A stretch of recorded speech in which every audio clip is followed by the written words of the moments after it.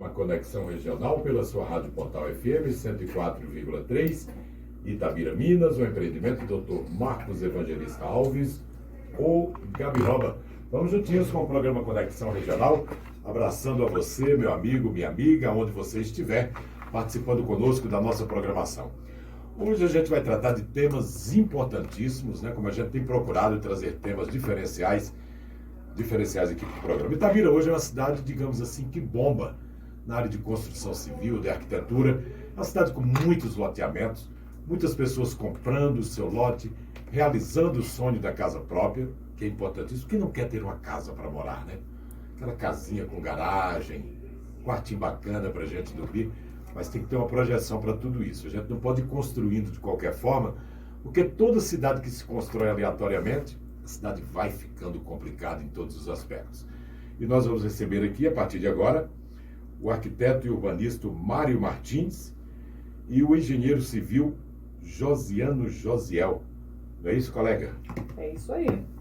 O Mauro, na verdade, Marques, ele é arquiteto e urbanista, pós-graduação em design de interiores, pós em arquitetura comercial, experiência em projetos arquitetônicos residenciais e comerciais, experiências em design de interior. Sejam muito bem-vindos. Boa tarde para todos aqui no estúdio, boa tarde para quem nos ouve agora também. Muito obrigado por essa oportunidade de poder passar um pouco do conhecimento e um pouco de informação a respeito desse assunto tão importante para quem está nos ouvindo agora. Bacana. José, seja bem-vindo, meu irmão. Boa tarde. Boa tarde a todos. Boa tarde do que está ouvindo com a gente. E também a gente vai passar um pouquinho hoje da nossa vivência, né? E da experiência, da parceria dos serviços de engenharia e arquitetura, que um complementa o outro e ambos trabalham pelo bem-estar da população e dos clientes. Então, a curiosidade, quem começa primeiro o projeto? O arquiteto urbanista ou o engenheiro? Quem nasceu primeiro, o ovo ou a galinha, mais ou menos? É por aí. O arquiteto, só para descontrair. Geralmente o arquiteto, né? Hoje a tecnologia ela ajuda muito nesse processo criativo dos projetos. Mas geralmente o projeto estrutural ele é desenvolvido a partir do projeto arquitetônico. Só complementando, a primeira parte, quem faz é o arquiteto, que ele vai colher as informações do cliente, qual que é a ideia dele, conhecer o local onde vai ser implantada a edificação, e aí posteriormente, a partir disso, a gente vai partir para o primeiro projeto complementar, que é o topográfico, que é conhecer a geometria do seu terreno, qual que é o seu desnível, transformar o que está em físico em números, de modo que possa ser transmitido para o arquiteto no escritório, para ele assim dar continuidade na ideia inicial do cliente, né? Que é a projeção ou da obra dele, se for residencial ou se for comercial. Aí a primeira coisa que a gente faz é colhe as informações, faz o estudo do terreno, que é transformar as feições físicas lá em números, e a gente caminha para o arquiteto, que vai dar continuidade para finalizar a parte arquitetônica, né? E aí, posteriormente, que a gente entra com os projetos complementares que voltam novamente à engenharia, que é o projeto estrutural, o projeto elétrico, o projeto hidrossanitário e também os projetos complementares lá, que é o design de interiores, né, Mário? Isso. E é importante o Josiano estar aqui com a gente hoje, porque tira esse mito antigo que arquiteto é inimigo de engenheiro, né? Alguém já deve ter escutado falar isso, mas na verdade não. Como o Josiano falou, um completa o outro na obra. Para o desenvolvimento do projeto, um tem que estar junto com o outro. Muito interessante o que você falou, mas primeiramente eu queria saber, né, e eu acredito que muitas pessoas também têm essa dúvida, o que faz um arquiteto e urbanista? Quais são as atribuições do arquiteto e urbanista? Então, são várias atribuições na verdade, né? Eu vou dar uma pequena resumida, porque, por exemplo, o arquiteto ele pode fazer o projeto arquitetônico. O que é o projeto arquitetônico? É o desenho da residência, né? Tem o design de interiores também, que é aquele projeto onde você vai fazer aquele layout, aquela montagem do ambiente interno da sua construção, do seu comércio, enfim, do seu empreendimento, né? E tem vários outros tipos de trabalho. O arquiteto urbanista ele pode fazer, por exemplo, o estudo de impacto de vizinhança, relatório de impacto de trânsito. Então, são várias atribuições do arquiteto urbanista. Muito bem. Eu vou dirigir minha pergunta para o Mário aqui de novo, porque eu tenho uma curiosidade na questão de desperdício, às vezes, e até mesmo daquela frase do barato sai caro. Alguém já chegou assim, quando você deu o orçamento, disse, eu vou fazer não, tal, e fez errado e depois teve que voltar para dizer, eu vou... Já aconteceram situações, já aconteceram situações parecidas, né?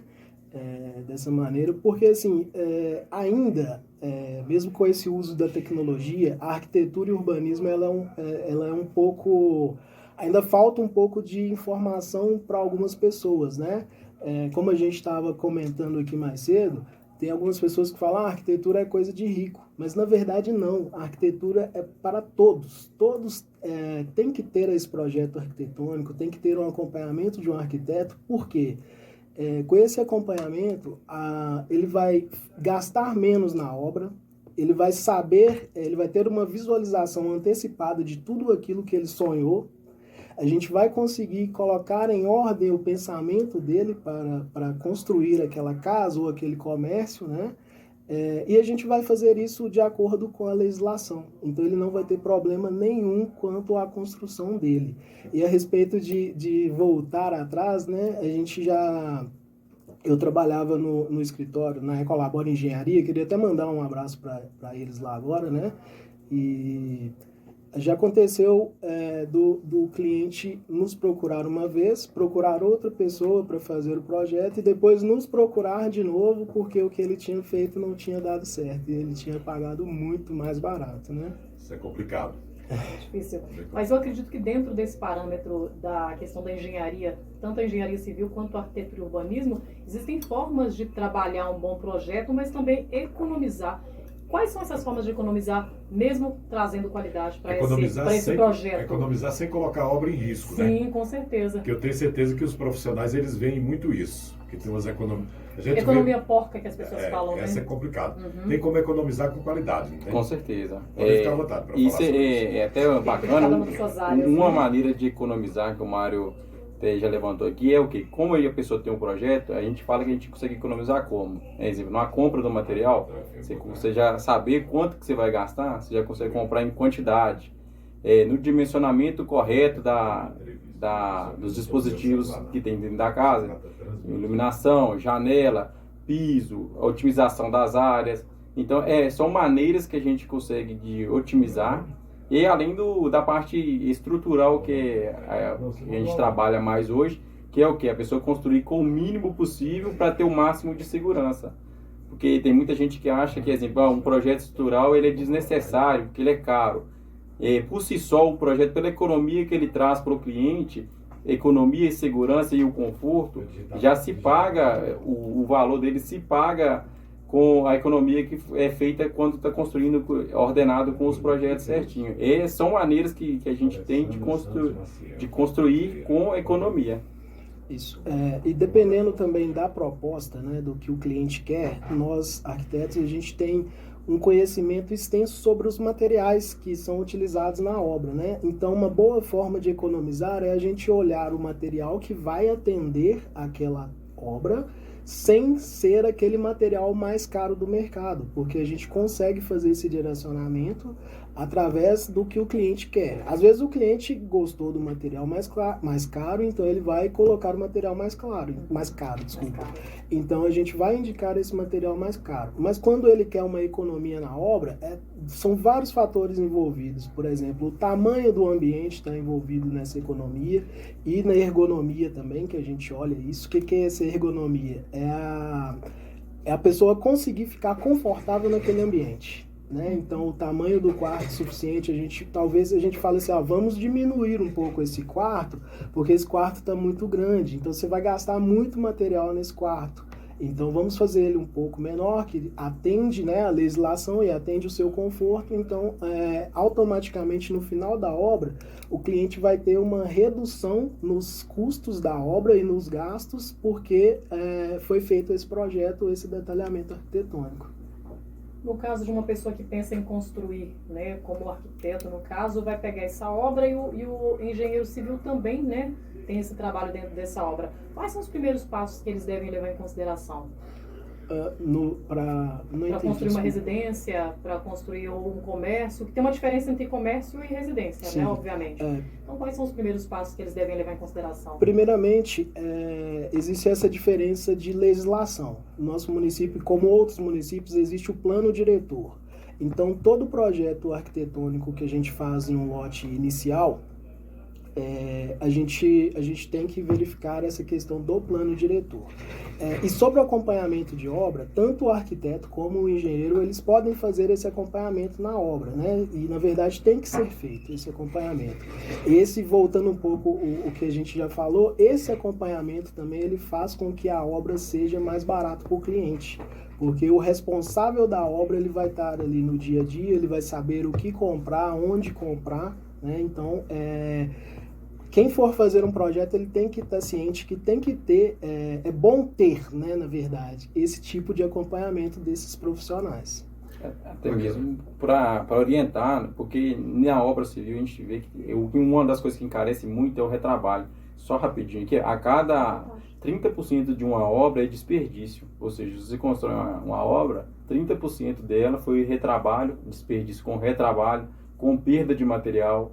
Então, as perdas são grandes. Ainda que essa obra tenha sido começada do zero ou um retrabalho, no caso de uma reforma, naturalmente, toda obra tem perdas e retrabalho. Quando não tem um acompanhamento, a gente consegue ter até maiores do que 30% de perdas. Com acompanhamento, a gente consegue reduzir. Mas, naturalmente, a obra civil ela perde 30% do que é feito. Ou seja, a cada 3 casas que são feitas, uma é jogada fora. Então, apesar de todos os avanços tivemos nos materiais, em mão de obra, tudo, ainda assim a obra civil é uma indústria que ainda gera muitas perdas ainda. É possível diminuirmos os custos com um terreno muito acidentado? Sim. Tem alguma forma, alguma maneira de fazer isso, desde a base, a construção, a arquitetura em geral? Podem ficar à vontade para falar. Então, isso é uma pergunta muito interessante, eu até conversei com o Mário ontem sobre isso aí. É porque a gente que nem eu falei, geralmente o arquiteto colhe a informação do cliente, mas uma coisa importante que muitos clientes não levam em consideração é a aptidão natural do seu terreno. Às vezes você tem um terreno em aclive ou declive e pensa em ter uma casa plana. E isso aí é um fator que vai encarecer a sua obra. Às vezes essa casa plana num terreno plano custaria um valor X. Como o seu terreno é declive ou aclive, para você construir essa mesma casa plana, ela vai te custar 2x. Que é aonde que entra a importância do arquiteto para até orientar o cliente, que às vezes o que ele quer para aquele terreno não é o mais adequado. Eu já tive cliente lá que o que ele gastou no terreno para deixar ele criar uma casa plana num terreno acidentado, o que ele gastou na estrutura para deixar a casa dele no nível da rua ficou mais caro que o terreno. Então cada terreno vai ter uma aptidão natural. Um terreno aclive vai ter uma aptidão, um declive outro, e o terreno plano outro. Então, construções diferentes, ao mesmo tamanho de casa, vai ter valores diferentes de construção. E outra atribuição nossa, que foi perguntada agora há pouco, né? A gente consegue fazer o acompanhamento com o cliente desde a hora que ele vai comprar o terreno. Porque, assim, é muito importante. Geralmente, isso também não... geralmente, várias pessoas não têm essa informação. Mas por que é tão importante fazer esse acompanhamento? Porque dependendo da topografia do lote, né? Se o lote for muito acidentado, por exemplo... Vocês desaconselham? Aí a gente... Não é que desaconselha, é porque a gente leva em consideração o que o cliente quer, se é possível fazer naquele lote ou não. E até mesmo o valor que ele está disposto a gastar, né? Na obra dele, né? E aí, das duas, uma, né? Ou o cliente muda um pouco a ideia inicial que ele quer, porque a gente vai conversando e mostrando para ele sobre o lote, ou ele escolhe outro lote, né? Para fazer o que ele... Essa aqui vai até para engenharia, porque os famosos muros de arrimo. Dizem, né? Não sei se é verdade, eu vou deixar para o engenheiro esclarecer isso para a gente. Dependendo do terreno e do tamanho, é perigoso gastar no muro de arrimo quase o preço de fazer uma casa, né? Até mais do que a casa. Até mais do que a casa. Cabeça, então quer dizer que Isso é um dos fatores que contribui para o aumento do custo de uma obra. Que nem eu te falei, é uma obra, a mesma obra de 100, um exemplo, uma obra de 100 metros. Num terreno plano, ela vai ter um custo, provavelmente vai ser o mais barato de todos. Um terreno em aclive vai ter outro custo, porque a gente vai ter muro. E no terreno em declive vai ter outro custo, porque vai ter os pilotis para segurar a casa no nível da rua. A movimentação de terra dentro do lote numa obra, ela também é um gasto muito alto. Então, em todos os projetos que eu desenvolvo, por exemplo, né, a gente aprende isso e leva para a vida. A gente tenta fazer com que a casa se encaixe no lote sem ter grande movimentação de terra dentro do terreno. É possível isso também. É possível isso também. Legal. Então, assim, isso é um fator que a gente bate nisso muito, principalmente no nosso município, né? Que tem vários tipos de... A maior parte do relevo é acidentado. Você pode fazer tipo a garagem embaixo Justo. e a casa em cima do... Pode. Mas de todo jeito vai rolar um murinho de arrimo ali na garagem, né? Vai, mas aí a gente tem que ver o quanto de muro de arrimo que vai ter nessa residência, por exemplo. Bem menor, né? Bem menor. Pode ser que seja bem menor do que aquilo que você, por exemplo, faria se você não tivesse uma orientação. E com a terra natural, o risco é bem menor de desabamento. Com certeza. Aliás, quase zero. Isso. E quando você vai tirando, você pode ver ali onde eu moro, por exemplo, na Cristina Gaziri, tem uns lotes ali, meu amigo, que tem dado problema, viu? Porque vai tirando e vai complicando, vai caindo mais. Fica sem as árvores, e vai... Vira um problemão. Verdade. Porque tira a estabilidade natural do terreno, né? O terreno, por si só, ele tem uma estabilidade natural que, ao longo do tempo, ela foi se consolidando. E aí, quando a gente faz essa intervenção, que fez a escavação para a construção, você tirou a estabilidade natural que tinha no terreno, e aí você coloca essa daí. Aí, geralmente, está atrelado à impermeabilização de solo e tudo mais, faz com que carregue mais quantidade de água para o ponto. E aí, consequentemente, o terreno encharca mais, e aí vem todos os problemas que a gente tem acompanhado. Nessa época do calor, tem gente que está dormindo até no quintal. Verdade. É possível fazer uma casa onde, nessa época, a gente tem uns ambientes mais arejados, até no próprio quarto? É possível fazer e é possível adaptar as que já estão construídas, para que a gente tenha uma diminuição de temperatura dentro de casa, né?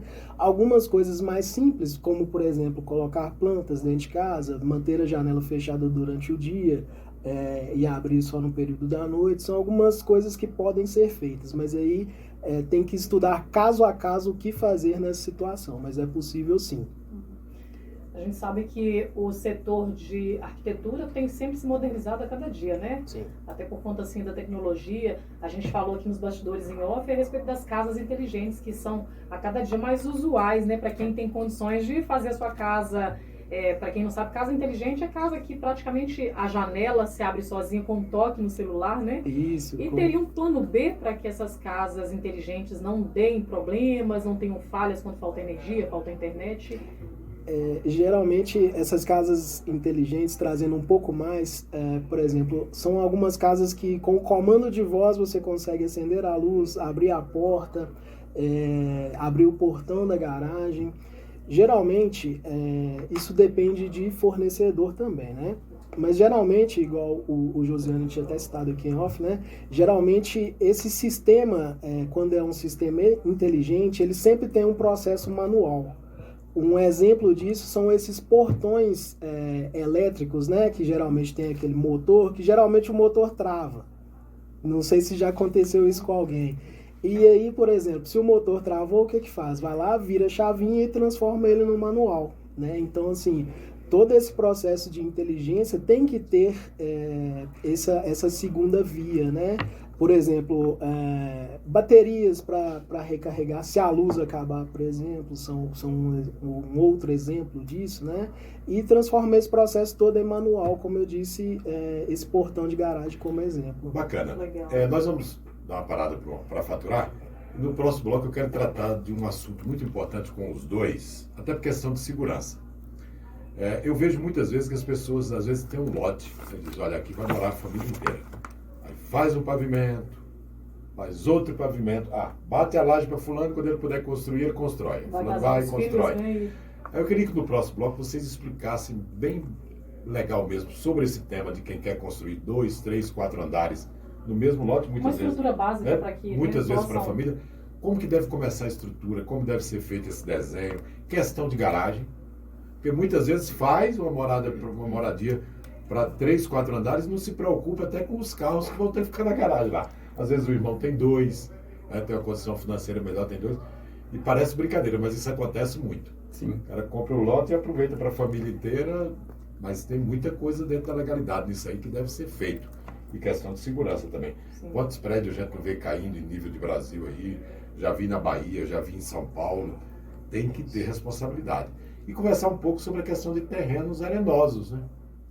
Como que é feito, principalmente a engenharia nesses pontos aí. Daqui a pouquinho também eu intervalo quero é focar rapidinho. na questão urbana também, né? Que são as calçadas que a gente chegou a falar também, Acessibilidade, né? Acessibilidade. né, que são importantíssimos. A gente volta daqui a pouquinho. Nós estamos conversando com o arquiteto e urbanista, o Mário Martins, e o engenheiro civil, o Josiano Josiel. Estão conosco aqui. 2 minutinhos, a gente volta, 2, 3 minutinhos, com o nosso bate-papo.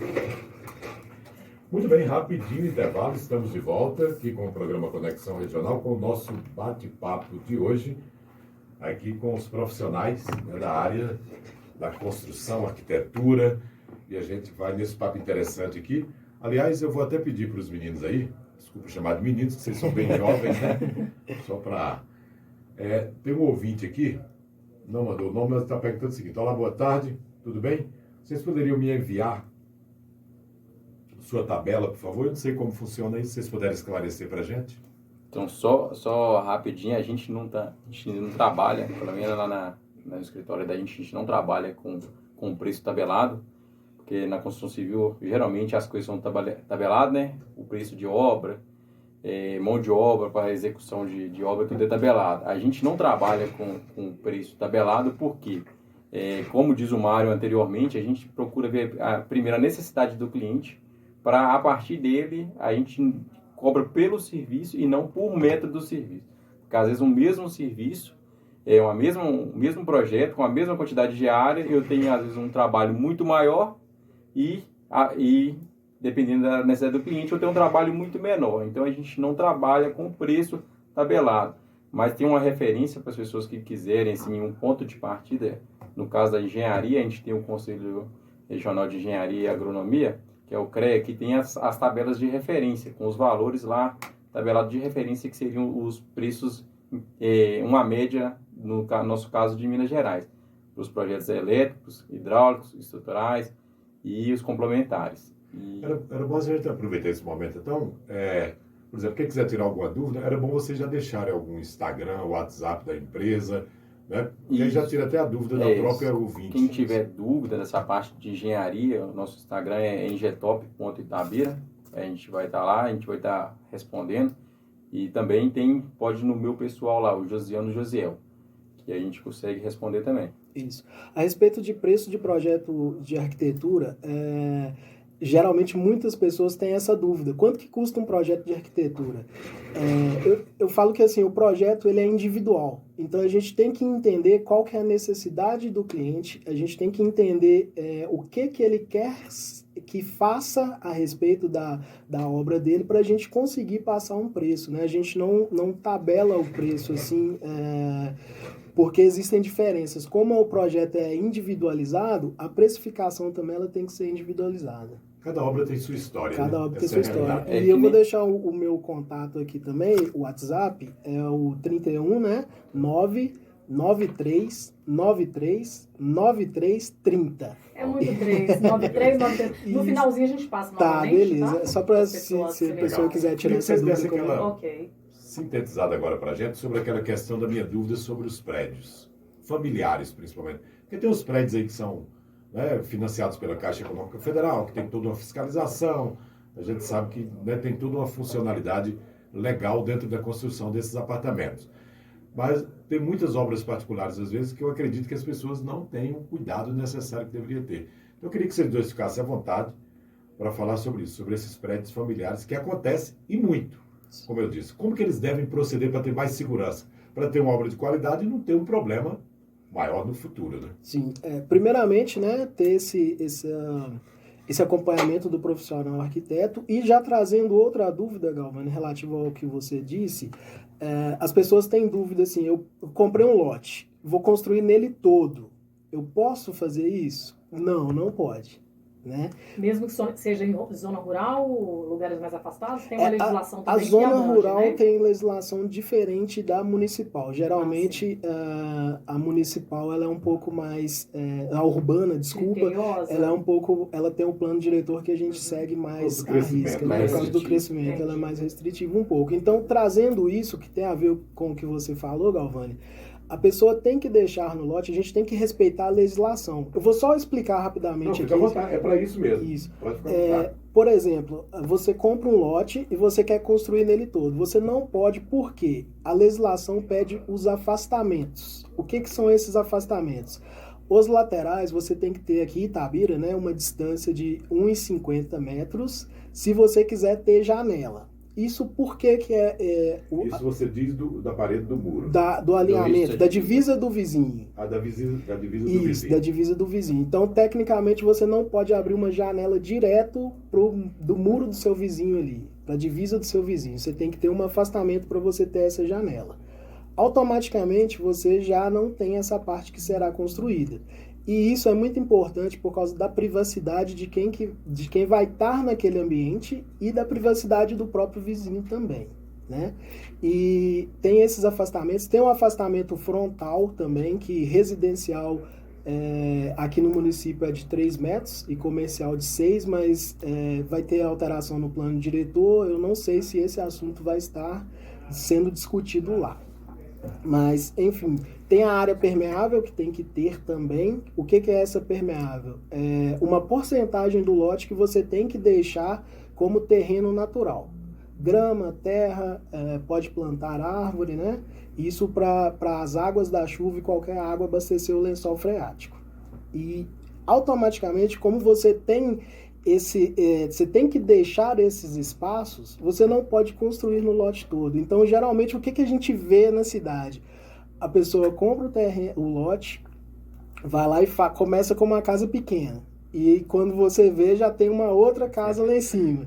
E aí, quando você vê, tem uma outra casa lá atrás, no fundo do lote. E atrás daquela casa já tem outra casa. Então, o porquê que a arquitetura ela é importante nesse sentido? Porque a gente costuma deixar no projeto também aquela possibilidade de ocupação futura, né? A gente sabe o quanto ainda você vai poder construir depois que você construir a sua primeira casa. Às vezes você construiu uma casa naquele momento, mas aí você vai ter possibilidade de construir mais 2 ali em cima, por exemplo. Então a gente passa esse limite construtivo também para o cliente, para o proprietário, para que ele possa ter essa informação e ter uma construção mais segura, né? E o engenheiro, o Josiano vai poder falar melhor que eu, ele também faz todo o cálculo estrutural baseado nessa possibilidade, né, de crescimento futuro do seu lote. Deu para entender o processo? É aquele lance que você não pode pensar só em quem está dentro do seu imóvel. Você tem que pensar que tem que estar do lado até de quem passa na rua também. Isso, também, né? Quem vai estacionar na frente da sua casa, quem vai passar no seu passeio. Isso é uma coisa importante que o Mário falou, que todos os clientes que chegam lá, a gente já pergunta, você tem intenção futuramente, não hoje, na sua condição de hoje, de fazer, mas já tem intenção de fazer? Se você tem pelo menos a intenção, a gente já deixa a estrutura dele ser preparada para se posteriormente ele vier a concretizar a intenção dele, a estrutura dele já vai estar preparada para aquilo. Mesmo ele, no momento ele tendo certeza que nesse momento não vou fazer, mas se eu tenho intenção, a gente já recomenda que ele já deixe a estrutura para que futuramente ele possa dar continuidade. Que eu também acredito que é o que o Mário, foi justo em cima do que o Mário falou, né? Às vezes a pessoa não tem intenção no primeiro momento. Ele tem intenção, mas não vai fazer no primeiro momento. Mas a gente já deixa preparado, até mesmo para ele saber a taxa de ocupação que ele vai poder ter do terreno. Isso. O que é essa taxa de ocupação? É o tanto que ele pode ocupar com a construção no terreno dele, né? Então, isso é passado de forma bem clara. Você pode fazer cada bairro, cada região de Itabira, levando para andares, né, que fica mais claro, cada bairro de Itabira tem um número exato de andares que podem ser construídos. Tem isso também. Tem isso. Isso é do plano diretor. Então, a gente trazendo para aquele exemplo de novo, né? Se você, por exemplo, Galvani, quiser construir uma casa, por exemplo, no campestre, eu vou te informar, ó, você está construindo uma casa, você tem intenção futuramente? Eu quero fazer 15 andares. Eu vou te falar, não dá, não pode. Você pode fazer mais 4 andares, por exemplo, né? Então tem essa informação que a gente segue, a gente não, passa. Não é abrangente para o município inteiro, ela tem diferenciais por bairro. Isso, por bairro. Geralmente é um grupo de bairros, né? São os zoneamentos que a gente chama. Um grupo de bairros tem determinadas legislações aqui dentro, que são aplicadas diferentemente. Isso aí vai ter de encontro também, exemplo, não é todos os bairros que eu posso fazer qualquer coisa, exemplo, eu não posso implantar uma indústria dentro de qualquer bairro de Itabira. Indústria tem a área específica para a indústria, que é o CDI de Itabira. Então, para cada região de Itabira vai ter as suas características de construtivo, que é o número de pavimentos que você pode fazer, qual que é o tipo de empreendimento, só é uso único e exclusivamente residencial, único e exclusivo comercial, industrial. Então, para cada um vai ter quem é o Mário, que nem é o arquiteto, no primeiro momento ele vai te orientar. Eu quero construir uma casa dentro do CDI. Aí vai olhar dentro do plano diretor se pode construir casa dentro do CDI. E é interessante, só para não perder o raciocínio, eu estou vendo vocês falando aqui e eu tenho acompanhado as mudanças climáticas no mundo, não é só no Brasil. Eu não sei se eu esteja certo em pensar isso, porque você constrói, tem questão de telhado, tem questão de janelas, e nós temos visto muitas tragédias com construções, né, hoje no Rio Grande do Sul e em outros lugares. Será que até nisso a gente tem que ter cuidado com algumas construções? Ou eu estou enganado? Não, isso é importantíssimo, sim, que nem essa parte de ocupação. O que acontece? A gente tem alguns municípios próximos aqui que a gente está vendo que todo ano a gente está tendo uma recorrência maior de alagamento.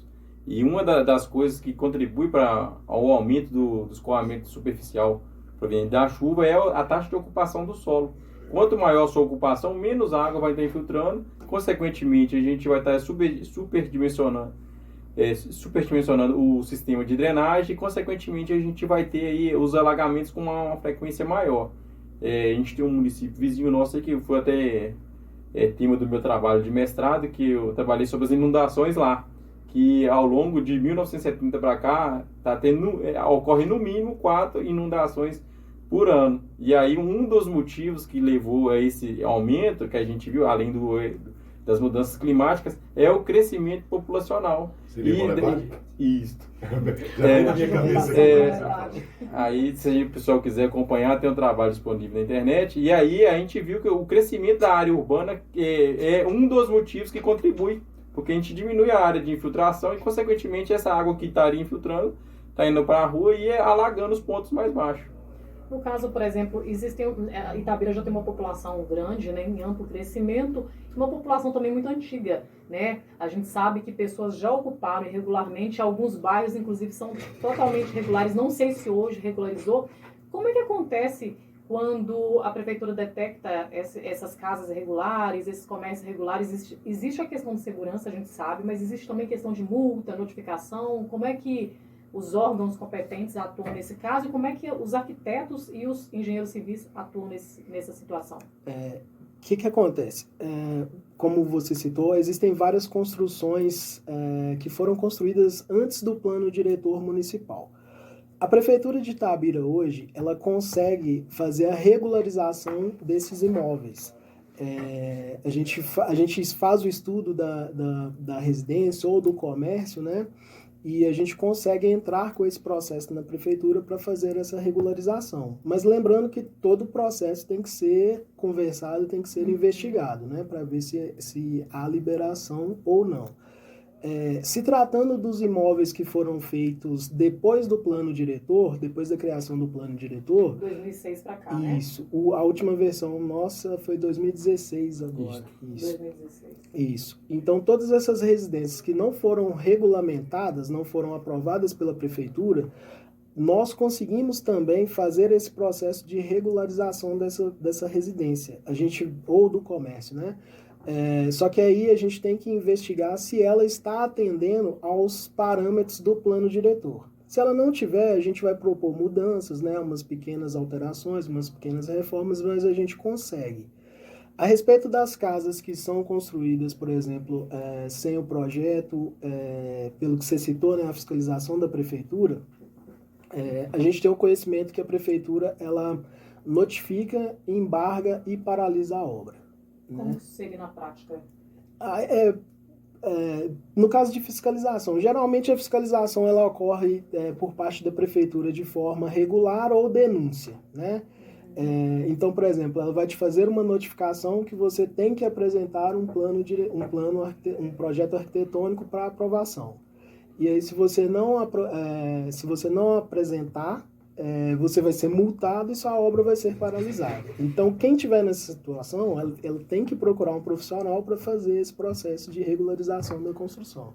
Justamente. E além da prefeitura hoje, quem trabalha também auxiliando nesse controle é o Conselho de Engenharia e também o Conselho de Arquitetura, que hoje a gente tem os fiscais que eles fazem um patrulhamento da cidade, que também, ao verificar o início de alguma obra sem acompanhamento técnico e sem os projetos, eles também fazem a notificação e, se consequentemente, se continuar, aí aplica-se a multa, né?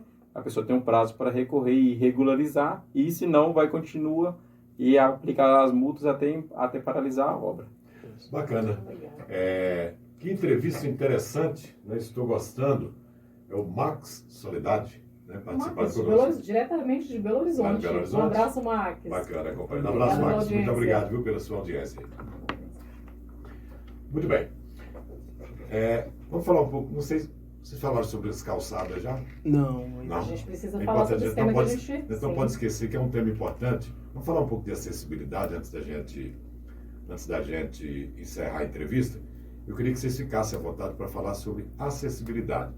O que as pessoas e que as próprias empresas que estão construindo os próprios loteamentos devem e podem fazer para melhorar a acessibilidade. Quando eu falo de acessibilidade, eu falo de passeios, mas falo também das ruas.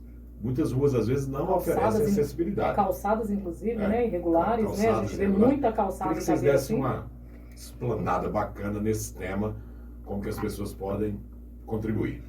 Certo. Primeiro eu vou trazer uma observação importante, porque às vezes a gente fala sobre acessibilidade e vem na nossa cabeça a primeira coisa assim, cadeira de roda, uma pessoa cega, mas a acessibilidade ela é muito mais ampla do que esses termos, né?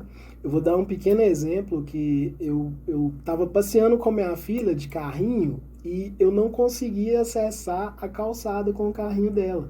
Eu tive que andar no meio da rua, no meio não, né? No cantinho da rua, até conseguir um outro ponto para acessar a calçada. Não foi Itabira, tá, gente, que aconteceu isso. Mas então, esse fato também está ligado a essa acessibilidade. E no nosso município a gente tem uma dificuldade nesse ponto, porque várias construções foram feitas antes, né, desse plano diretor, e a nossa topografia também, porque existem muitas ruas que são, como o pessoal daqui fala, né, nossa, é um morrão. O famoso morrão. Né? Então, isso dificulta um pouco fazer uma calçada contínua nesses lugares, né? O que eu tenho observado que a prefeitura tem cobrado muito e nós profissionais, a gente tem preocupado também muito com isso. Nos novos loteamentos, a gente está procurando fazer um tipo de calçada mais adaptável, né? Uma calçada mais regular, justamente pensado para esse acesso de qualquer tipo de pessoa. Um cadeirante, uma muleta, às vezes você quebra uma perna, tá machucado, você precisa daquele ponto acessível, né? Então, só que isso é muito amplo, né? E é muito complicado fazer esse processo na cidade toda no momento, né?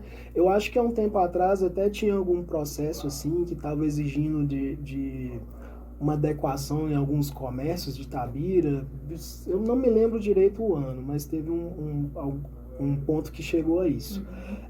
Então a dificuldade que a gente tem nesse processo é isso, são por exemplo, as que já estão prontas e a topografia do município, porque é muito difícil uma topografia no morrão, você conseguir fazer a entrada do carro junto com a entrada do pedestre vizinho e a entrada do outro carro, tudo uma calçada contínua. Mas no projeto arquitetônico a gente tenta minimizar muito essa questão, mesmo tendo essa topografia, né? inclinada, esse morrão, tanto da subida ou descida. Os famosos morrões. Isso, a gente está pensando muito, né? Eu estou pensando muito nesse tipo de acesso por causa dessa experiência que eu tive, que não foi uma experiência boa, né? A gente vê muita reclamação a respeito dessa questão de calçada mesmo, né? Principalmente as pessoas deficientes visuais, né? Deficientes físicos, que precisam realmente de uma calçada mais regular. E a gente leva também em consideração que Itabira é uma cidade de 175 anos, né?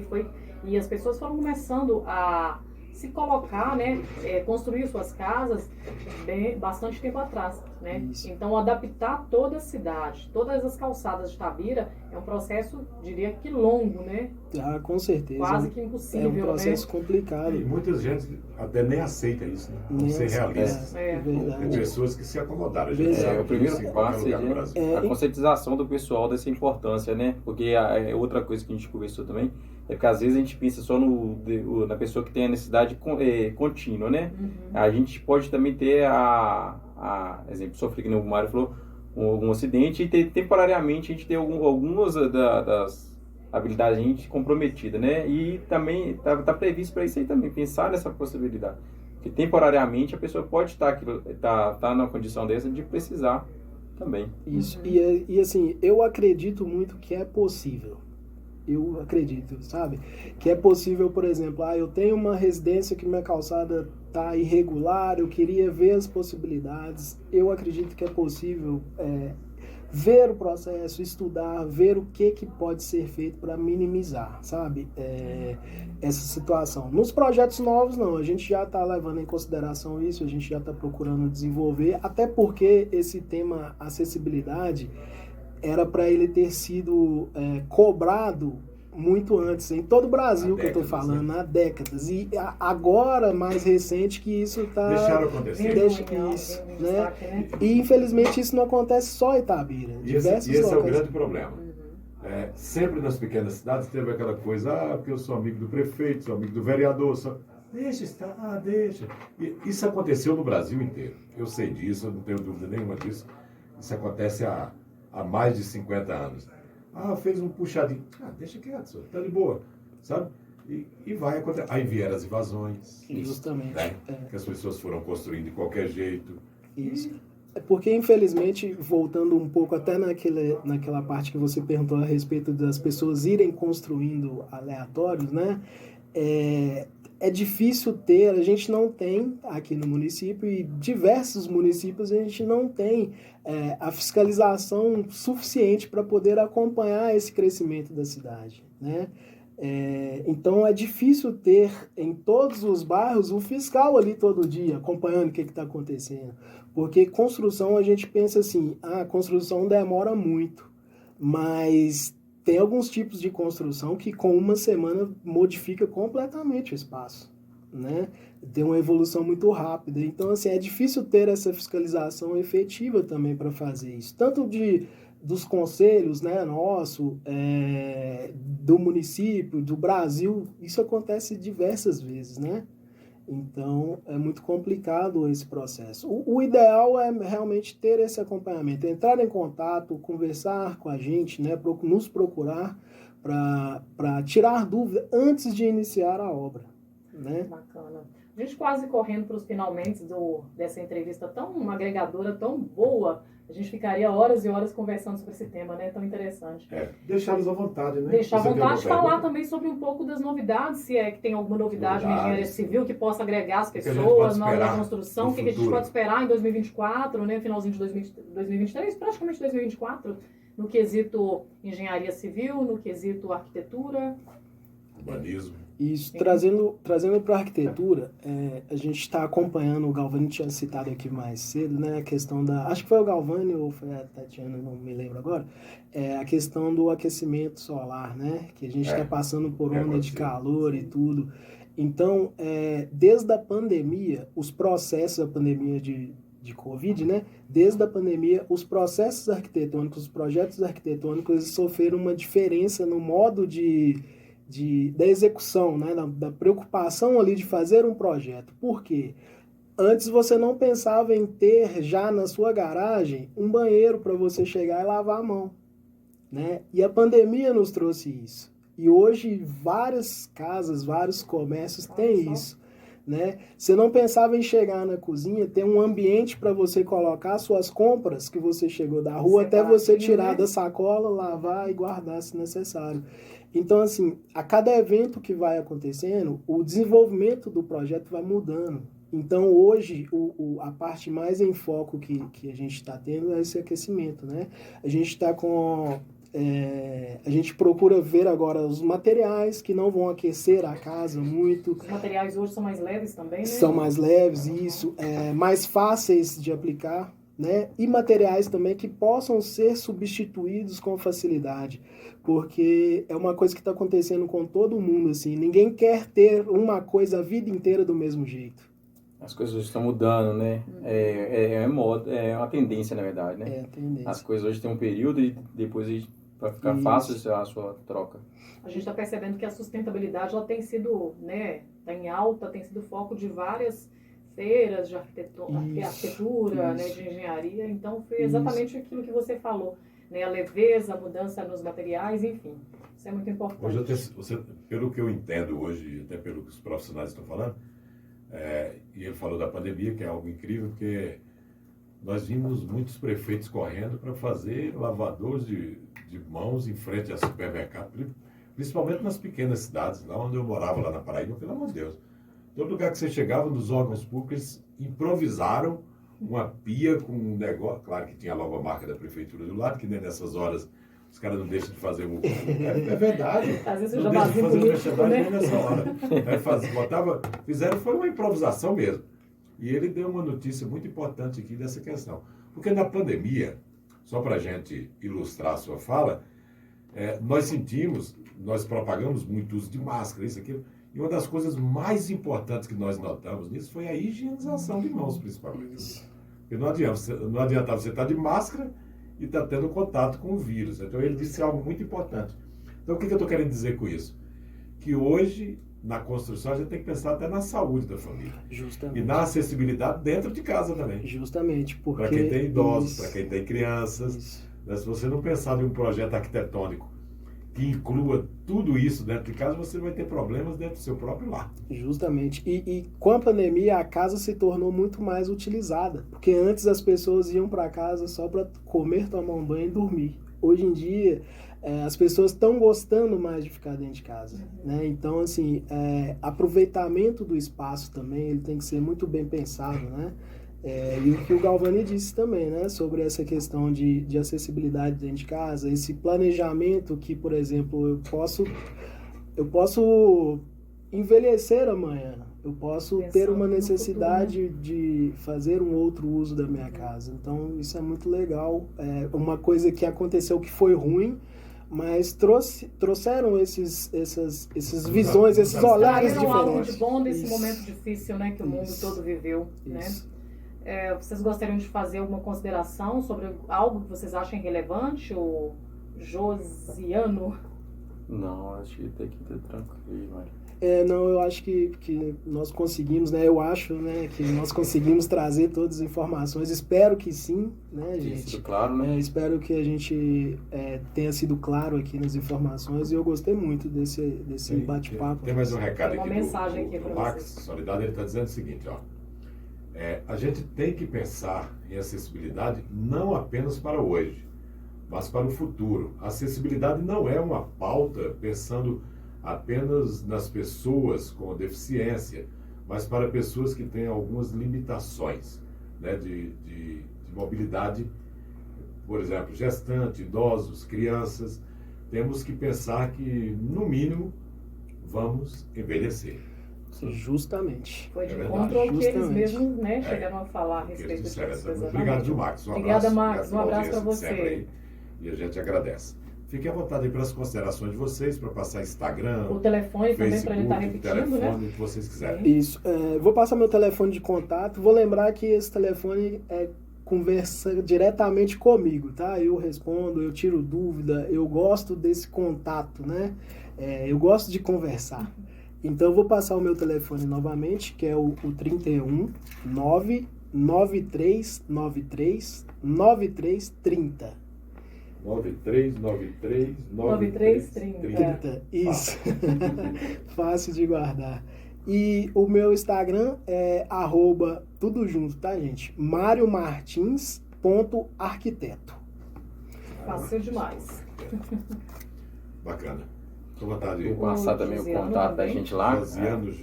Eu não vou dizer para todos que eu vou conseguir atender num primeiro momento, que graças a Deus a gente tem trabalhado muito mais. Com certeza um dos nossos colaboradores lá vai atender com a mesma qualidade, a mesma atenção que a gente. O nosso contato lá é o 31, é o 2026 0863. E aí esse telefone também é o WhatsApp e o fixo lá. E com certeza o pessoal lá vai atender com o mesmo carinho que a gente tivesse lá. E o Instagram da empresa lá é o ingetop.itabira. Aí o pessoal lá, qualquer dúvida também pode mandar lá que a gente está à disposição. Bacana, foi bom conhecer um pouco das profissões de vocês, porque muitas vezes a gente sabe que esses bate-papos eles enriquecem até para quem está em casa. Porque muitas vezes a pessoa está numa dúvida, né, se procura o profissional, se não procura. Itabira é uma cidade que está numa fase de crescimento muito boa. Eu assustei, eu fiquei 9 anos fora de Itabira, quando eu voltei aqui não tinha Belvedere, não tinha, parece que é Vale do Sol ali, Isso. Não tinha ali no Água Fresca. Eu falei, o que é isso? Não tinha Avenida Espigão. Eu falei, eu estou em outra cidade. Cresceu Sem contar os bastante. empreendimentos que chegaram, né? Com essa... Supermercados, Sim. muitos, em Isso. 9 anos que eu fiquei fora, sabe? E para ver que tem espaço para todo mundo, né? Sim. Eu lembro, só uma frase aqui interessante, eu lembro quando abriu o Bretas no centro de Itabira. Eu não esqueço disso nunca. Os comentários nos bares, em todo lugar, vai quebrar todos os comerciantes de Itabira. Foi mesmo. Quando eu voltei para cá 9 anos depois, eu vi foi que eles abriram mais comércio. Abriram mais comércio, isso. É Você porque entendeu? A cidade tem acessão, pô. tem uma propaganda que eu vi na televisão outro dia que a concorrência ela é boa para os dois lados, né? Que ela gera mais venda para os dois lados. Então, assim, é muito legal. Esse desenvolvimento da cidade, eu espero que continue desenvolvendo de forma correta, né? E eu gosto muito de Itabira. Eu sou apaixonado com Itabira. Que bom. E, assim, eu espero de Pois. coração que continue esse processo todo, né?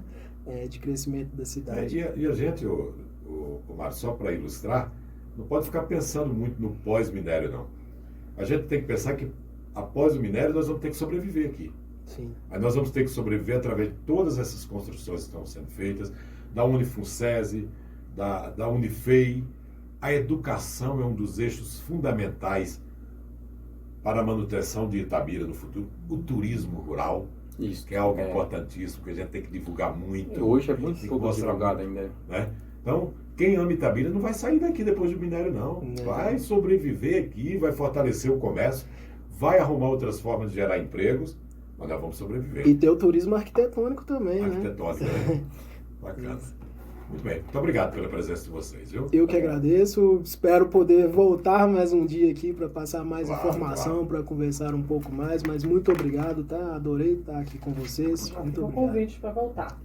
Bacana, muito grato. A gente conversou com Mário Martins, arquiteto e urbanista, e Josiano Josiel, engenheiro civil, nesse bate-papo super agradável, nessa tarde de quarta-feira. Muito bem, abraço a todos. A gente agradece pela participação. Programa Conexão Regional. Nós vamos agora faturar.